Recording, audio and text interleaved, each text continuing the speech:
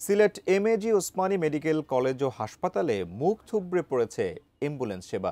এ অবস্থায় জরুরি রোগী পরিবহনে বিপাকে পড়েন স্বজনরা। অ্যাম্বুলেন্সের সংকট থাকায় ঝুঁকিপূর্ণ প্রাইভেট অ্যাম্বুলেন্সের পরিষেবা নিতে বাধ্য হন রোগীরা। বিস্তারিত জানাতে হাসপাতাল প্রাঙ্গণ থেকে সরাসরি যুক্ত হচ্ছেন প্রতিনিধি কামরুল ইসলাম মাহি। মাহি, আমরা জেনেছি যে অনেক সময় ত্রুটিপূর্ণ যে অ্যাম্বুলেন্স সার্ভিস সেগুলো নিতে কিন্তু রোগী বা রোগীর স্বজনরা বাধ্য হচ্ছেন। আসলে কোনো উদ্যোগ নেওয়া হয়েছে কিনা হসপিটালের পক্ষ থেকে, কি আছে আপনার কাছে জানাবেন?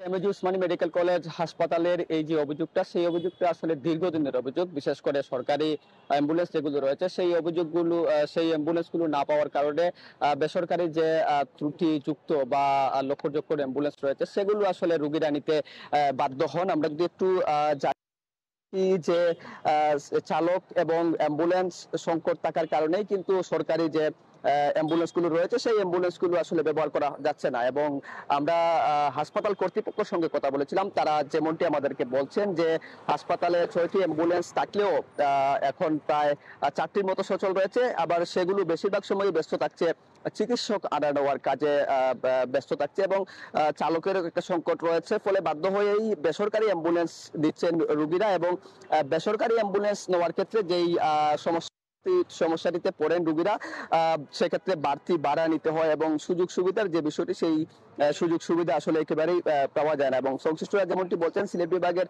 4 জেলায় প্রায় কোটি মানুষের বড়স্বাস্থল এই Sylhet MAG Osmani medical college হাসপাতাল। এই হাসপাতালটি 900 শয্যা বিশিষ্ট হলেও 500 শয্যার জনবল দিয়েই কিন্তু এই হাসপাতালটি আসলে পরিচালিত হচ্ছে। এবং দিন দিন আসলে রোগীর যে চাপ, সেই রোগীর চাপ আসলে বেড়েই চলছে এবং নানা অব্যবস্থাপনা, নানার জটিলতা সংকট রয়েছে এই হাসপাতালটিতে। আমরা দেখেছি গত কয়েকদিন ধরেই আসলে সিলেট জেলা প্রশাসনের পক্ষ থেকে এক ধরনের তোড়জোড় শুরু হয়েছে, বিশেষ করে এই হাসপাতালটিতে স্বাস্থ্যসেবার মান বাড়াতে এবং পরিষ্কার পরিচ্ছন্নতা সহ নানা দিক বিবেচনা করেই কিন্তু সিলেট জেলা প্রশাসক আসলে অভিযান পরিচালনা করছেন।